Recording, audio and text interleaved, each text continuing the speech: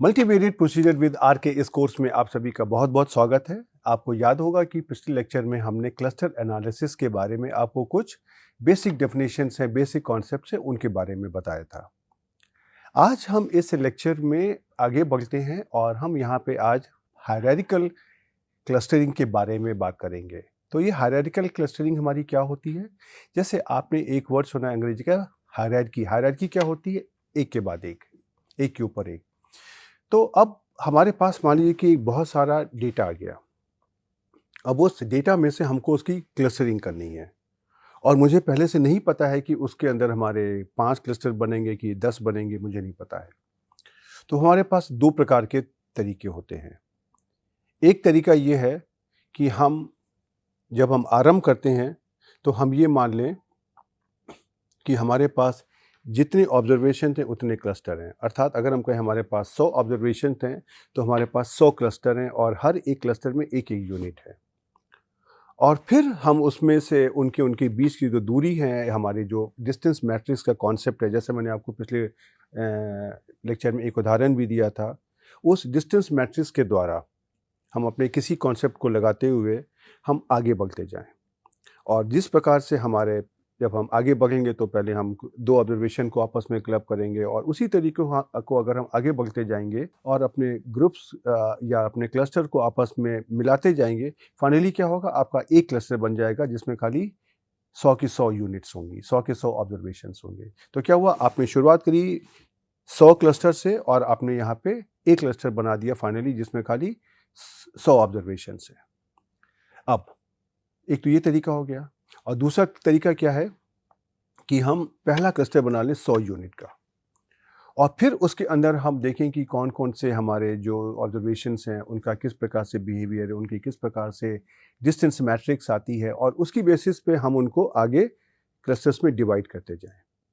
तो उसमें से क्या होगा, आप शुरुआत करेंगे एक क्लस्टर से जहाँ पर 100 ऑब्जर्वेशन और फाइनली आपके पास यहाँ पे 100 क्लस्टर्स बन जाएंगे जिसमें हर एक क्लस्टर में एक ऑब्जर्वेशन होगा। तो इसको हम बोलते हैं हायरार्किकल क्लस्टरिंग। हायरार्किकल क्लस्टरिंग में क्या हुआ, आपने हायरार्की में आपने क्लस्टर बनाए हैं, या तो अपने एक क्लस्टर से आपने उनको छोटे छोटे क्लस्टर्स बनाए हैं, उनका साइज कम किया है, नंबर ऑफ क्लस्टर्स बढ़ाए हैं, या आपने एक एक साइज का क्लस्टर से शुरुआत की है और अपने नंबर ऑफ क्लस्टर्स कम किए हैं और आप आगे बढ़ते चले गए हैं। इस तरह के हमारे पास 2 प्रोसीजर्स होते हैं जिनके बारे में हम आज यहाँ पे बात करेंगे।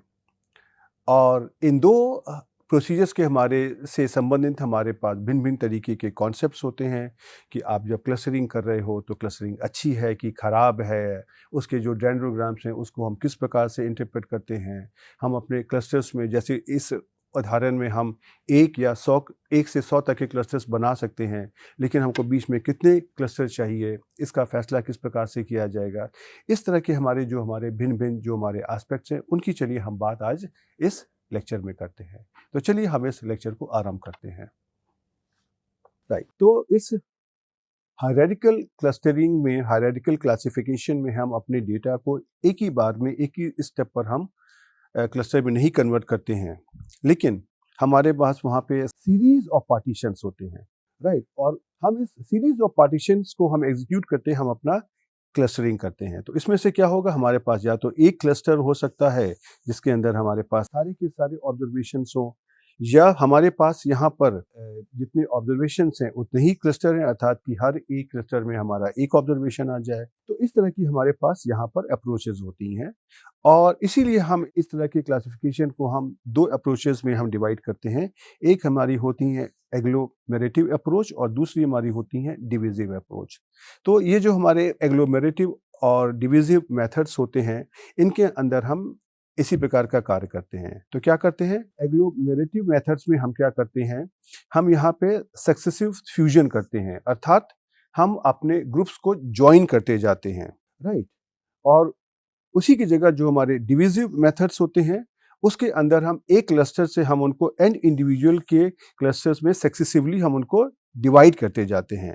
राइट, तो ये देखिए फ़र्क होता है। तो एग्लोमेरेटिव में क्या होगा कि आपने मान ली आपके पास अगर 4 इंडिविजुअल्स हैं तो अगले स्टेप पर आप उसको 2 को आप 1 में कर देंगे और आप मान लीजिए कि 1 को ऐसे रखा और फाइनली आपको यहाँ पर एक क्लस्टर मिल जाएगा जिसके अंदर चारों यूनिट्स होंगी।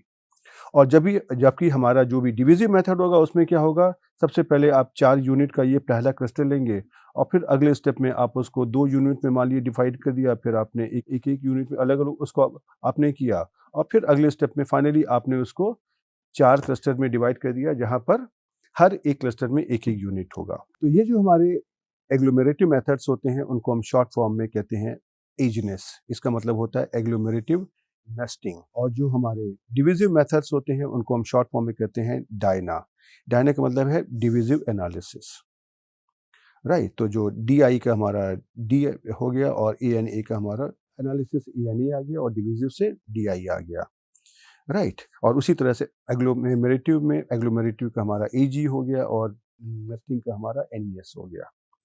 तो अब हम यहाँ पे अपने एग्लोमेरेटिव और डिविजिव मेथड दोनों को यहाँ पे समझने की कोशिश करते हैं कि उसमें से हम किस प्रकार से कार्य करते हैं और उसके साथ में हमारी संबंधित कौन कौन सी टर्मिनोलॉजी होती हैं।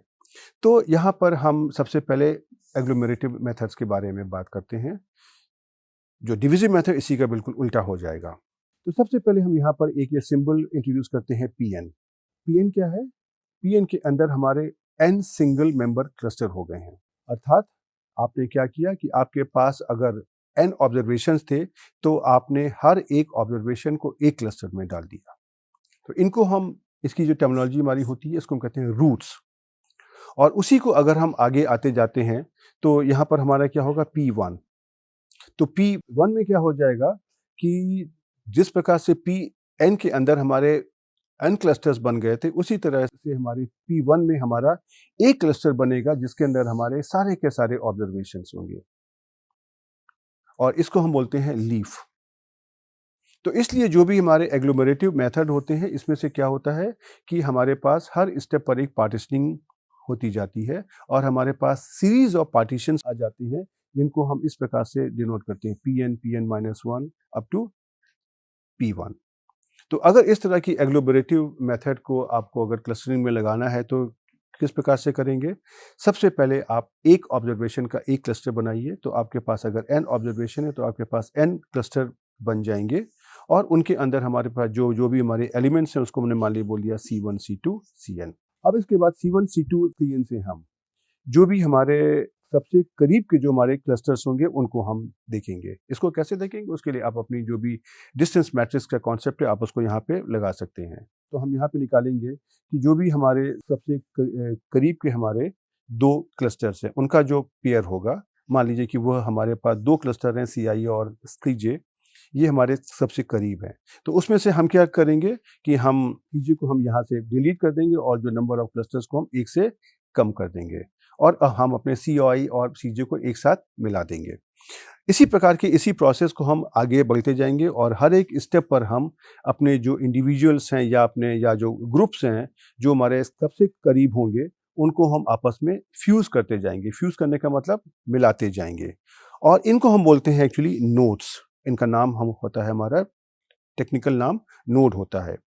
अब यहाँ पर हम अपने डिफरेंट तरीके के जो हमारे डिस्टेंस मैट्रिक्स को बनाने के तरीके थे, डिफरेंट हमारे सिमिलरिटी मेजर्स हैं, उनको हम यहाँ पर इस्तेमाल कर सकते हैं और उनका इस्तेमाल करते हुए हम अपने भिन्न-भिन्न प्रकार के जो एग्लोमेरेटिव मेथड्स हैं, उनको हम यहाँ पे डिवाइस कर सकते हैं, राइट? तो अब देखिए, एग्लोमेरेटिव और डिविजिव मेथड्स में कुछ हमारे खास पॉइंट्स हैं जो आपको ध्यान में रखना है। हमारे जो भी ये डिविजन्स या जो फ्यूजन्स होते हैं, ये हमारे एक बार होने के बाद में वापस हम उनको रिकवर नहीं कर सकते हैं, राइट। एक बार अगर हमने उनको ज्वाइन कर दिया तो हम उनको सेपरेट नहीं कर सकते हैं और अगर एक बार मैंने उनको सेपरेट कर दिया तो हम उनको फिर से ज्वाइन नहीं कर सकते हैं। तो हर एक स्टेप पर अपने क्लस्टरिंग पर वहाँ पे इन्वेस्टिगेटर को या एक्सपेरिमेंटर को एक फैसला करना पड़ता है कि हमको किस जगह पर रुकना है और कहाँ पर हमको ऑप्टिमल नंबर ऑफ क्लस्टर्स हमको मिल गए हैं। और ये जो हमारा जो भी हायरार्किकल क्लासिफिकेशन है इसको हम एक डेंड्रोग्राम के द्वारा ग्राफिकल फॉर्म में दिखा सकते हैं। उससे हमारा ये फैसला लेना आसान हो जाता है। तो ये हमारे डेंड्रोग्राम क्या होते हैं? डेंड्रोग्राम हमारा जो भी होता है, हमारे इन इंडिविजुअल्स का जो डिवीज़न या जो फ्यूज़न हर एक सक्सेसिव स्टेज पर हो रहा है, जहाँ पे हम उनको क्लासिफ़ाई करते जा रहे हैं, चाहे हम डिवाइड कर रहे हैं या उनको फ्यूज़ कर रहे हैं, उसको ये ग्राफ़िकली यहाँ पर प्रेज़ेंट करता है। राइट। तो देखिए यहाँ पर हमने एक आपको डेंड्रोग्राम का एक उदाहरण लिया हुआ है और इसके द्वारा हम आपको एग्लोमेरेटिव और डिविजिव मेथड्स हैं, उनके बारे में हम आपको यहाँ पे बताएँगे।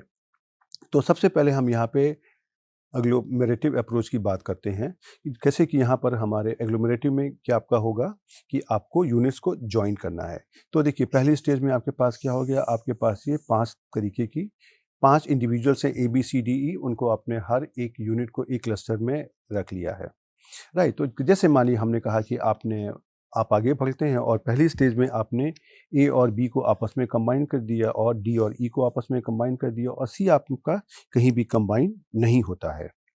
फिर हम आगे बढ़ते हैं और दूसरी स्टेज में हमने क्या किया, ये सी और डी ई का जो हमारा क्लस्टर आया था, इनको हमने आपस में कंबाइन कर दिया। तो देखिए दूसरी स्टेज में आपके पास क्या हो जाएगा, एक आपका हो जाएगा ए और बी और एक आपका सी डी ई। और उसके बाद में मान लीजिए कि तीसरे स्टेज में यहाँ पे कुछ नहीं होता है, तो चौथी स्टेज में आपका क्या हो जाएगा कि ये आपके दोनों जो आपके क्लस्टर्स हैं, ए बी और सी डी ई, ये भी हमारे आपस में मिल जाएंगे और हमारे पास यहाँ पे खाली एक ही क्लस्टर हमारा यहाँ पर बन जाएगा। तो इसमें से देखिए ये जो हमारे इंडिविजुअल हैं जहाँ से हमने शुरुआत करी थी, इनको हम बोलते हैं लीफ, और जो हमने अंत में यहाँ पे एक क्लस्टर बना दिया है, इसको हम बोलते हैं रूट। राइट। तो इस तरह से आपने देखा कि ये हमारे एग्लोमेरेटिव मेथड काम करते हैं। डिविजिव मेथड कैसे काम करेंगे? बिल्कुल इसी के उल्टे होंगे। अब इसी स्लाइड में जरा से हम अपने डिविजिव मेथड को भी हम देखने की कोशिश करते हैं। तो देखिए स्टेज 0 पर क्या हो गया, आपके पास यहाँ पर सारे के सारे ऑब्जर्वेशन एक ही क्लस्टर में थे। आपने उसको A B C D E format में कर दिया। उसके बाद जब आप आगे बढ़ते हो तो सबसे पहले आपने उसको जो भी है सी डी ई में उसको एक क्लब कर दिया और ए बी आपका आगे ही ऐसे ही कंटिन्यू कर रहा है। उसके बाद में आपने तीसरी स्टेज में मान लीजिए सी डी ई को आपने 2 हिस्सों में डिवाइड कर दिया, सी और डी ई में, और ए और बी को आपने यहाँ पर एक साथ कर दिया और उसके अगले हिस्से में आपने ए बी को भी ए और बी में डिवाइड कर दिया और यहाँ पे आपने जो भी यहाँ पे आपका डी ई था, ये भी आपका अलग-अलग डिवाइड हो गया और सी यहाँ से डिवाइड हो चुका था। तो आप देखेंगे फाइनली आपको यहाँ पे 5 क्लस्टर्स बन गए और हर एक क्लस्टर में एक-एक यूनिट है ए, बी, सी, डी। राइट? तो इस प्रकार से हम अपने डेंड्रोग्राम के द्वारा एग्लोमेरेटिव और जो डिविजिव मेथड्स होते हैं उनको हम विजुलाइज कर सकते हैं। अब इसमें से आप अगर देखेंगे कि अगर आप मान लीजिए इस जगह पर आप अगर एक लाइन बनाते हैं, तो यहाँ पे क्या आएगा कि अगर आपको यहाँ पे आपके पास एक क्लस्टर आ गया सी डी ई और बाकी आपके हो गए ए बी, एक साथ 2 क्लस्टर बन गए। लेकिन आप अगर अगली स्टेज में अगर आते हैं तो यहाँ पे आपके पास 3 क्लस्टर बन गए। एक में हो गया ए बी, एक में सी अकेला और दूसरे में डी ई। तो इस तरह से अब आपको ये डेंड्रोग्राम किस जगह पर काटना है, ये आपको फैसला खुद से करना पड़ता है। राइट?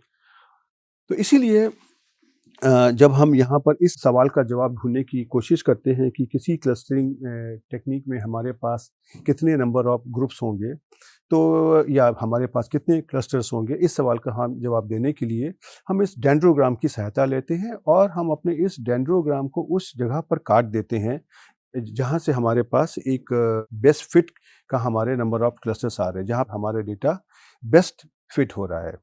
राइट। और इनफॉर्मली अगर हम कहें तो हम क्या करते हैं कि ये जो फ्यूजन्स लेवल्स के डिफरेंस लेवल्स हैं, उनको हम यहाँ पर एग्जामिन करते हैं कि किस प्रकार से फ्यूजन की जो प्रक्रिया है वह पहली स्टेज से दूसरी स्टेज में हो रही है और उसके बाद हम उसका वहाँ से आंखों से देख करके हम उसकी वहाँ पे एक लाइन खींच देते हैं। उसके साथ ही हम आपको आगे बताएँगे हमारे पास जब हम इसको आर सॉफ्टवेयर में करेंगे कि हमारे पास कुछ एनालिटिकल मेथड्स भी होते हैं, जिसके द्वारा हम इन ग्रुप्स को हम टेबुलेट कर सकते हैं कि हर एक ग्रुप में कितने-कितने ऑब्जर्वेशंस आ रहे हैं और हम ये कंट्रोल हमारे हाथ में होता है कि हम किसी डेटा में 4 ग्रुप में डिवाइड करना चाहते हैं, बाकी 5 ग्रुप में डिवाइड करना चाहते हैं। तो अपने इस डेंड्रोग्राम के द्वारा दी हुई इन्फॉर्मेशन और उन एनालिटिक मेथड दोनों का इस्तेमाल करते हुए हम ये फैसला कर लेते हैं कि हमारे पास कितने क्लस्टर्स हमारे बनने चाहिए जो हमारे लिए ऑप्टिमम होंगे। और उसके लिए हमारे पास डिफरेंट ऑप्टिमाइजेशन के भी मेथड्स अवेलेबल होते हैं, जिनको हम आर सॉफ्टवेयर के द्वारा डायरेक्ट निकाल सकते हैं। इस डेंड्रोग्राम में काम करने के लिए आपको ये समझना पड़ेगा कि इसमें हम किस प्रकार से काम करते हैं। तो हमारी जो भी हर एक इस डेंड्रोग्राम की जो लीफ होती है, वो हमारे हर एक ऑब्जर्वेशन को डिनोट करती है। और जैसे-जैसे हम इस डेंड्रोग्राम का जो हमारा ट्री बना है, पेड़ बना है, आप अगर यहाँ पे देखना चाहेंगे, अगर आप इसको अगर घुमा देंगे तो आपको ऐसा नहीं लगता है कि यहाँ पर एक ये ट्री बना हुआ है और यहाँ पे उसकी पत्तियाँ निकलती आ रही हैं और फाइनली हर एक पत्ती यहाँ पर इस तरीके से बन गई है। जैसे पेड़ को मैंने हॉरिज़ॉन्टल कर दिया, ऐसा नहीं लग रहा है आपको? इसीलिए हम इसको ट्री डायग्राम भी कहते हैं। तो हम इस ट्री में जैसे-जैसे हम आगे बढ़ते जाते हैं, जो ऑब्जर्वेशन जो आपस में सिमिलर होते हैं, वो हमारे ब्रांच में कंबाइन कर दिए जाते हैं और जो हमारी ब्रांचेज़ हैं, वो हम जो ऊपर आगे जाते-जाते हैं, वो आपस में भी फ्यूज़ कर दी जाती हैं। तो जैसे-जैसे हम अपने इस ट्री में ऊपर की ओर जाते जाएँगे, हमारा फ्यूज़न लेवल बढ़ता जाएगा। इसीलिए जो भी हमारी एक हमने यहाँ पे जो भी अगर हम एक वर्टिकल एक्सिस अगर हम यहाँ पे तैयार कर देंगे, तो ये जो हाइट ऑफ फ्यूज़न है, जो मुझको इस वर्टिकल एक्सिस के द्वारा इंडिकेट करी जाएगी, ये हमको 2 ऑब्जर्वेशन के बीच में सिमिलरिटी या डिससिमिलरिटी के बारे में इन्फॉर्मेशन भी देगी। और जितनी ज़्यादा हमारे इस हाइट ऑफ फ्यूज़न हमारा कितना ज़्यादा ऊँचा होगा, ऑब्जर्वेशन हमारे कम से कम सिमिलर होते जाएँगे, राइट? और जो भी हमारे 2 ऑब्जर्वेशंस हैं, अगर मुझे उनके बारे में कुछ कंक्लूड करना है कि वो आपस में किस प्रकार से करीब हैं,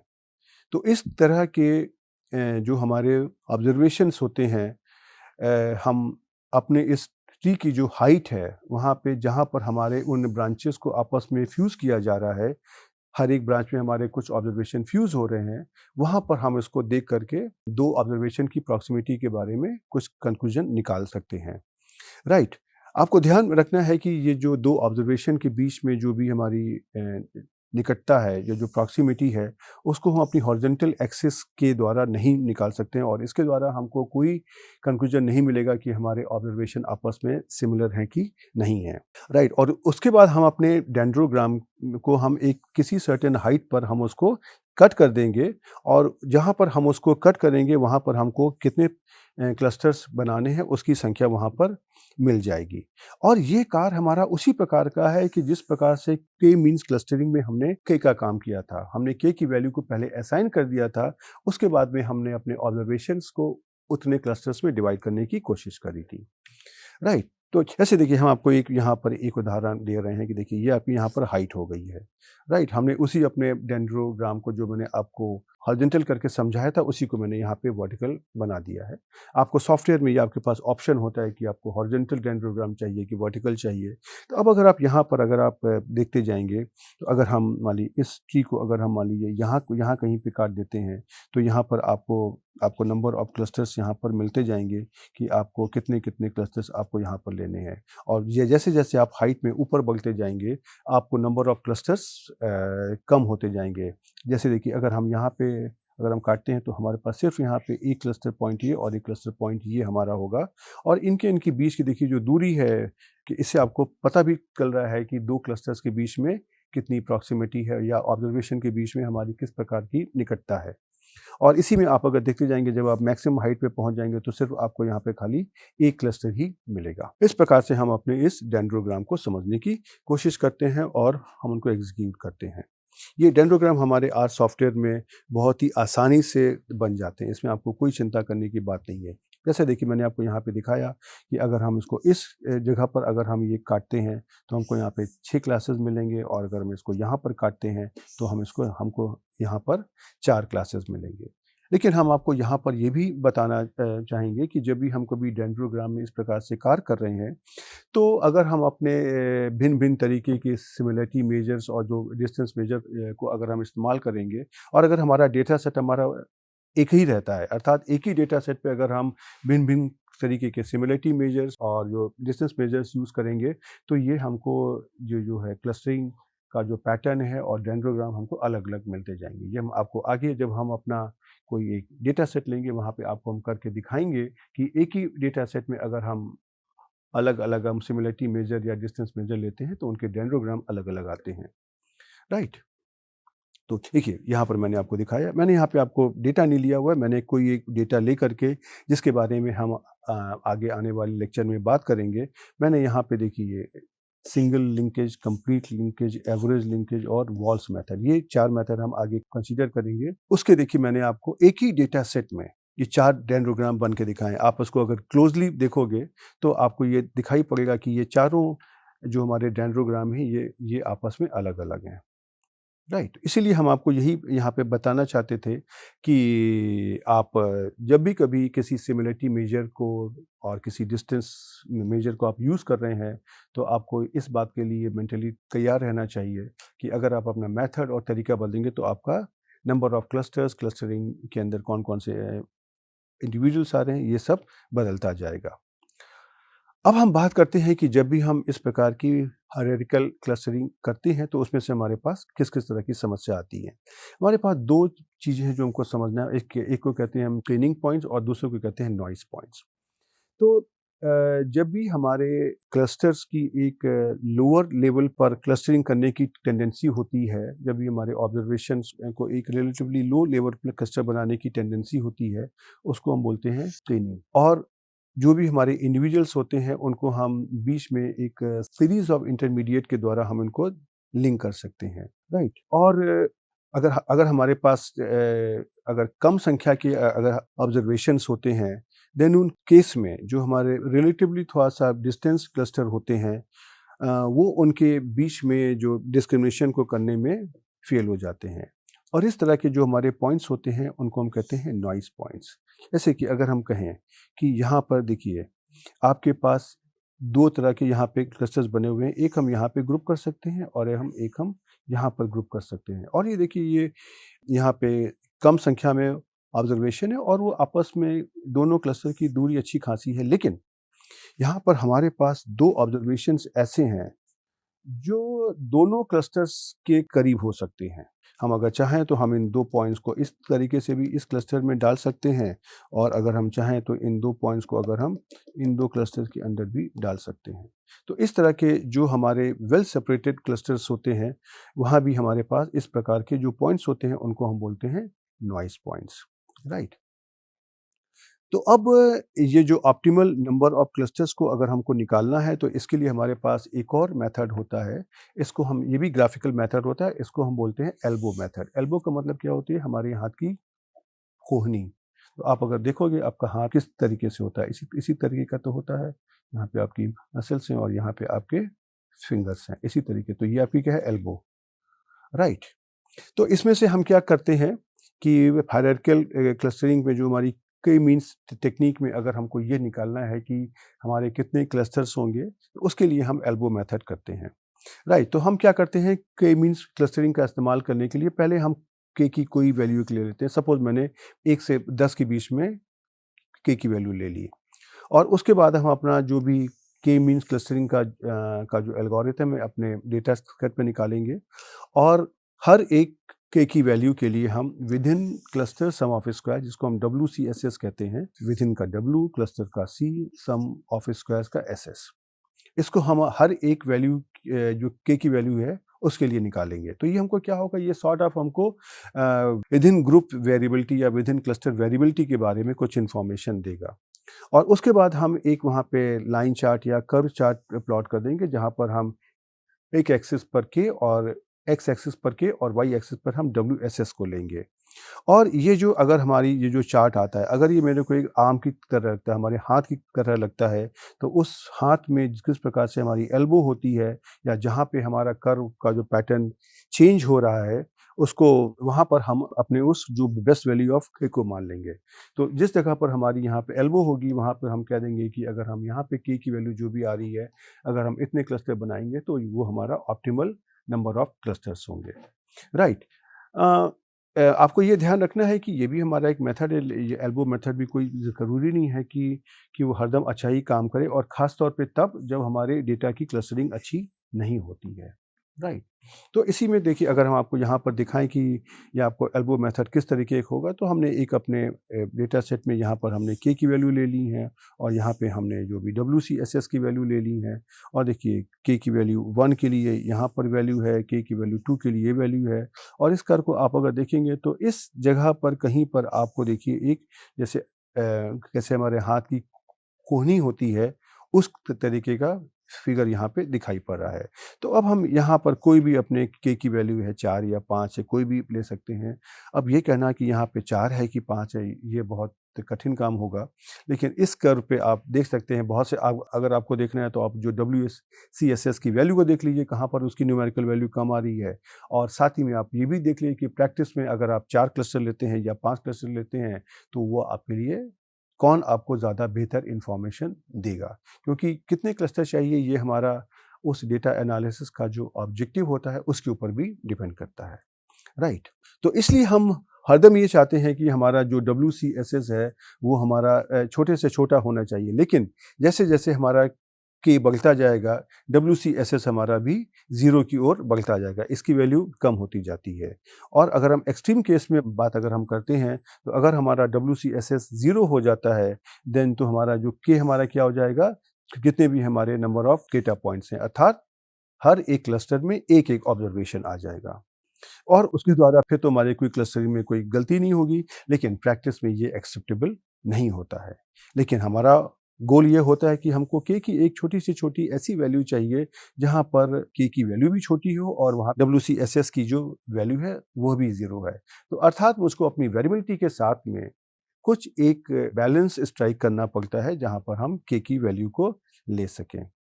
राइट। और ये जो हमारी लोकेशन ऑफ बेंड होती है, कि जिसको हम बोलते हैं नी, जैसे आपका कर्व देखिए यहाँ पर बेंड करने लगा था, तो ये जो हमारी लोकेशन ऑफ बेंड होती है जिसको हम बोलते हैं नी, ये उस प्लॉट में एक इंडिकेट करता है कि इसके आसपास अगर आप के की कोई वैल्यू लेंगे, तो उम्मीद करते हैं कि आपको एक ऑप्टिमल नंबर ऑफ क्लस्टर्स मिल जाने चाहिए, राइट। और जो हमारी एल्बो है, ये हमारी जिस पॉइंट से हमारा यहाँ पर डिक्रीमेंट के की वैल्यू के साथ में होने लगता है, ये आपको दिखाता है, राइट। उसके अलावा हमारे पास अगर अपने ऑप्टिमल नंबर ऑफ क्लस्टर्स को निकालना है, तो हमारे पास एक और अप्रोच होती है जिसको हम बोलते हैं एवरेज स्केलेट मेथड। तो ये जो हमारा एवरेज स्केलेट मेथड या जो अप्रोच होती है, ये हमारे क्लस्टरिंग की क्वालिटी को मेजर करती है, राइट। ये यह निकालने की कोशिश करती है कि हमारे हर एक जो ऑब्जर्वेशन है या जो ऑब्जेक्ट है, हर एक क्लस्टर के अंदर किस प्रकार से लाई करता है। और अगर हमारी इसकी जो एवरेज सिलेक्ट की जो विड्थ होती है, ये अगर हाई आ जाती है, ज़्यादा आ जाती है, तो ये इंडिकेट करता है कि हमारी क्लस्टरिंग अच्छी है। और ये जो हमारा एवरेज सिलेक्ट मेथड होता है, ये हमारा एवरेज सिलेक्ट जो कंप्यूट करता है, ये हमारे सारे के सारे ऑब्जर्वेशन का डिफरेंट वैल्यू की जो के होती है उसके ऊपर करता है। अर्थात अपने अपने ये सारे के सारे ऑब्जर्वेशन को, जो भी हमारी के की अलग-अलग वैल्यूज़ हमने चूज़ करी हैं, हर एक के की वैल्यू के लिए ये हमको एवरेज सिलेक्ट की वैल्यू बताता है। राइट। अब उसमें से हमको अगर ये निकालना अगर है कि हमारा ऑप्टिमल नंबर ऑफ क्लस्टर्स कितने होने चाहिए, तो इसलिए जो भी जिस जगह पर हमारा जो हमारा एवरेज सिलेक्ट की जो वैल्यू है, कि वो की डिफरेंट वैल्यूज़ के लिए जहाँ पर ये वैल्यूज़ हमारी मैक्सिमम होगी, उसको हम मान सकते हैं कि हमको वहाँ पे वो ऑप्टिमल वैल्यू ऑफ के है, और हमको उतने क्लस्टर्स की आवश्यकता पड़नी चाहिए। और इसको निकालने के लिए हमारे आर सॉफ्टवेयर में एक SILHOUTE सेलेक्ट फंक्शन होता है इस क्लस्टर पैकेज में। तो इसके द्वारा हम इस एवरेज सिलेक्ट विथ को आराम से निकाल भी सकते हैं, राइट। तो आप देखोगे कि ये सारे कैलकुलेशन आपके सॉफ्टवेयर में बहुत आसानी से हो जाते हैं।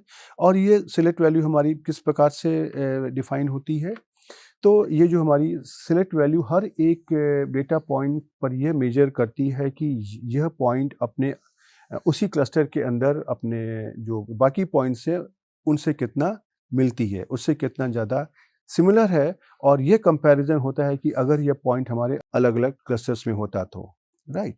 तो अलग-अलग क्लस्टर्स के जो भी पॉइंट हैं उसके सापेक्ष में ये जो एवरेज सेलेक्ट वैल्यू है, यह मेजर करती है कि उस दिए हुए क्लस्टर के अंदर वो हमारा पॉइंट बाकी ऑब्जर्वेशन से कितना क्लोज है।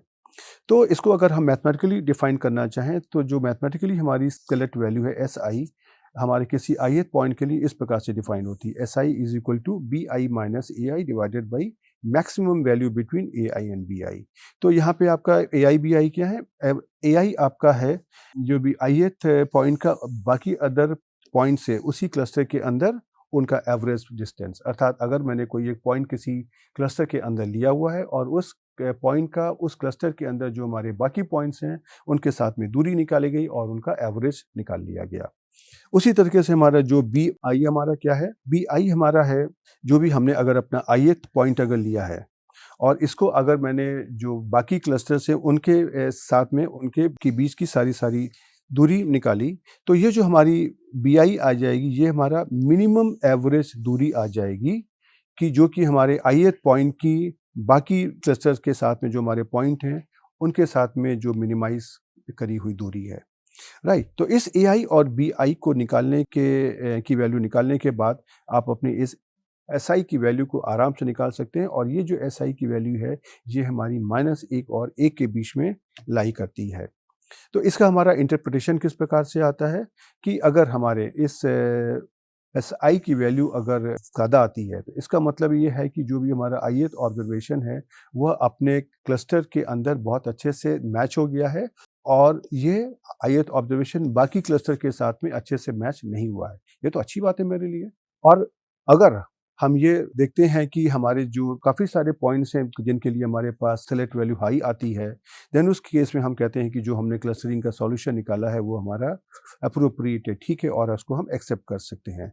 और द अदर साइड अगर हमारे जो ज़्यादा से ज़्यादा पॉइंट की अगर सेलेक्ट वैल्यू अगर 0 कम या नेगेटिव आई अगर है अगर, देन उस केस में हम कहते हैं कि जो भी हमारा क्लस्टरिंग सॉल्यूशन है उसमें से बहुत ज़्यादा या बहुत कम क्लस्टर हो सकते हैं, जो शायद बहुत अच्छी बात नहीं है, राइट। कुछ हमारी जो सेलेक्ट वैल्यू की जो रेंजेस हमारी इस प्रकार से दी गई हैं और इसकी जो वैल्यू आती है न्यूमेरिकल वैल्यू उसको दे करके हम अपने इस प्रकार के कंक्लूजन ले सकते हैं कि अगर हमारे सेलेक्ट वैल्यू अगर 0.71 और 1 के बीच में अगर आती है तो इसका हम इंडिकेशन होता है, इसका इंटरप्रिटेशन होता है कि हमारे क्लस्टरिंग में एक स्ट्रॉन्ग स्ट्रक्चर है जो हमको मिल गया है।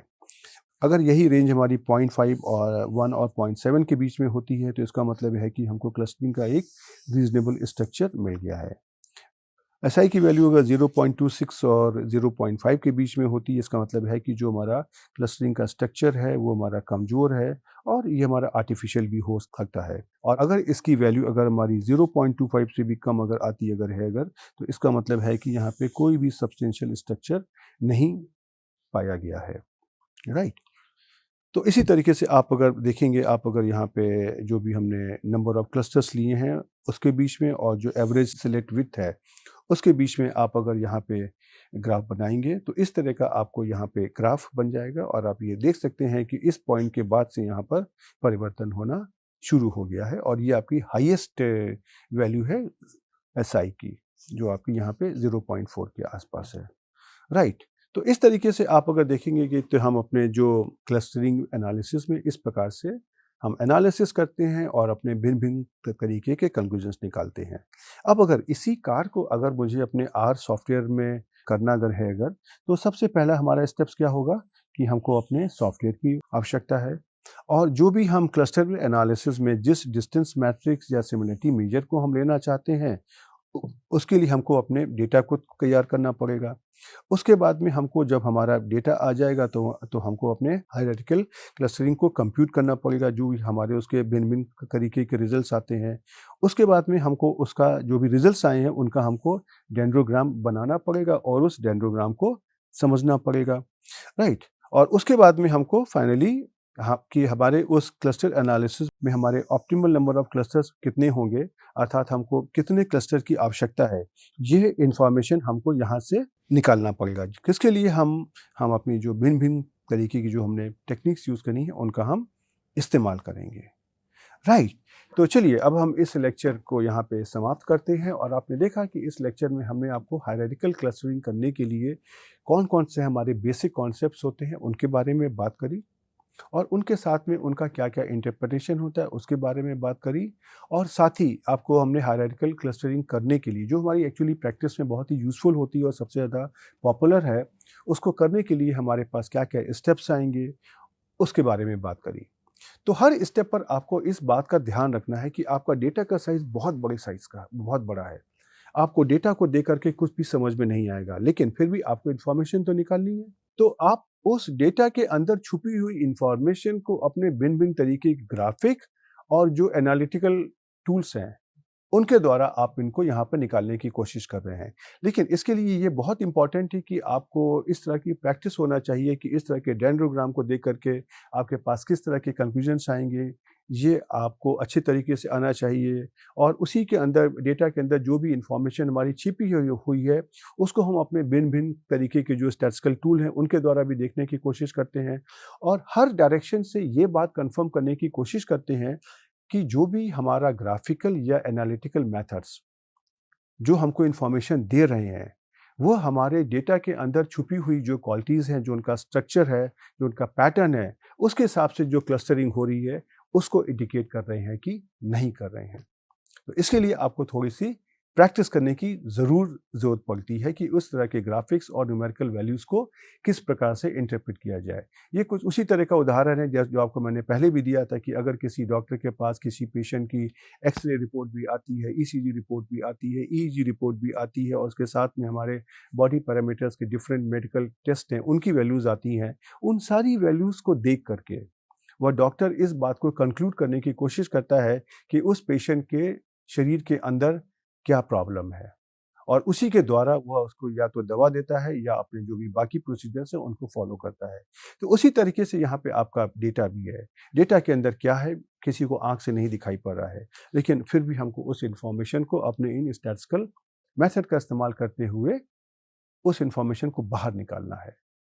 तो आपसे हमारी यही रिक्वेस्ट है कि आप इन कॉन्सेप्ट को ज़रा आज समझिए और अपने दिमाग में बैठा लीजिए कि किस डेफिनेशन का क्या मतलब होता है।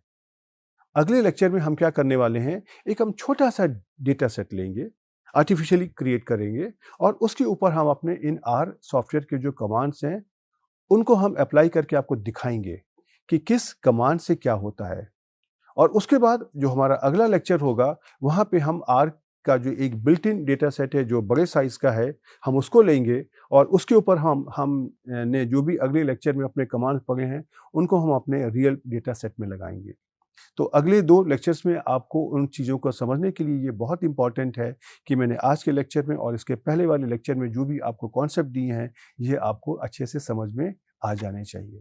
तो आप इनको समझिए, प्रैक्टिस करिए और हम आपको अगले लेक्चर में मिलने फिर से आएँगे। तब तक के लिए गुड बाय।